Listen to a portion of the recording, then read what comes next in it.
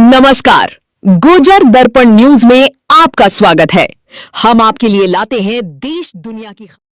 इंदौर के चंदन नगर थाना क्षेत्र से एक ऐसी सनसनीखेज वारदात सामने आई है जिसने रिश्तों को शर्मसार कर दिया है, जहां एक सगे भतीजे पर अपने ही ताऊ की चाकुओं से गोदकर हत्या करने का आरोप है।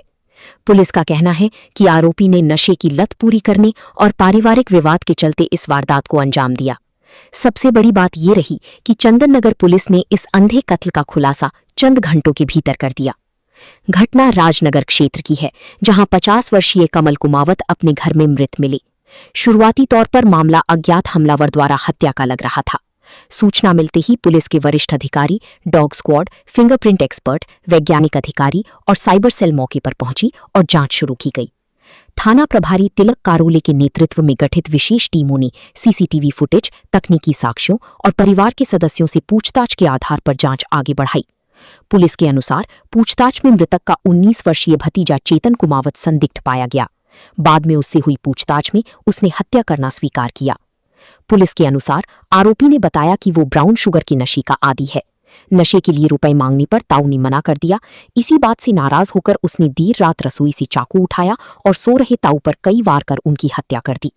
वारदात के बाद आरोपी ने पुलिस को गुमराह करने के लिए अलमारी खंगाली, खून से दीवार पर निशान बनाई, खून से सनी कपड़े छिपा दिए और सुबह खुद शोर मचाकर लोगों को बुलाया। लेकिन वैज्ञानिक जांच और पुलिस की लगातार पूछताछ के आगे उसकी पूरी साजिश बेनकाब हो गई। पुलिस ने आरोपी को गिरफ्तार कर हत्या में प्रयुक्त चाकू और अन्य महत्वपूर्ण साक्ष्य जब्त कर लिए हैं। मामले में भारतीय न्याय संहिता की धारा 103(1) के तहत प्रकरण दर्ज कर आगे की जांच जारी है। फिलहाल सबसे बड़ा सवाल यही है कि क्या नशे की लत अब रिश्तों से भी बड़ी होती जा रही है। एक ऐसा परिवार जहां कभी अपनापन था, वहीं आज एक ताऊ की जान चली गई और एक भतीजा सलाखों के पीछे पहुंच गया। 19 तारीख को सुबह सूचना मिली थी कि एक कमल कुमावत नाम का व्यक्ति, इसकी मृत्यु हुई है, हॉस्पिटल में है। बाद में पता लगा कि उसकी हत्या हुई है। अज्ञात व्यक्ति के द्वारा हत्या की गई थी। इसकी विवेचना की गई। विवेचना में थाना प्रभारी चंदन नगर तिलक कारोले और इनकी टीम के द्वारा एक अच्छा काम किया गया और आरोपी को ढूंढ निकाला गया। आरोपी मृतक का भतीजा ही है, चेतन नाम का आरोपी है। इसके द्वारा अपने बड़े पापा ताऊ का मर्डर किया है और चाकू से मर्डर किया है। जब इसके द्वारा पैसे की मांग की गई थी, उसने पैसा नहीं दिया और उसकी माँ के साथ भी वो लड़ाई झगड़ा करता था। इसने पैसा मांगा, इसको पैसा नहीं दिया।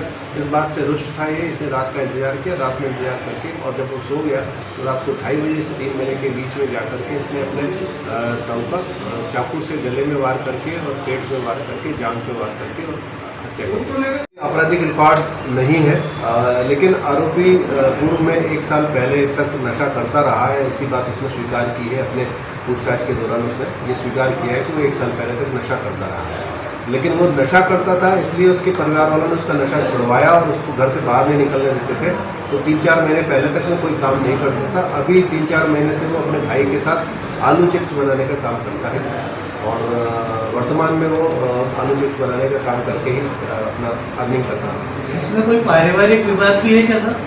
पारिवारिक विवाद में इतना विवाद है कि जो मृतक है वो इसकी आरोपी की मां के साथ भी झगड़ा करता था और छोटी छोटी सी बातों पे उनके ऊपर भी डांट डपट करता था। इसी कारण से रुष्ट था।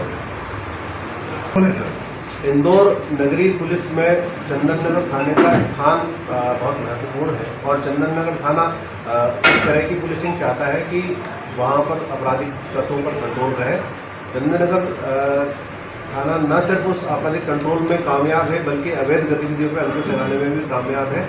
और इसी कारण से जो मूल्यांकन होता है, मूल्यांकन के कई बिंदु हैं और उन बिंदुओं पर खरा उतर के चंदन नगर थाना लगातार तीसरी बार ये प्रथम आया है।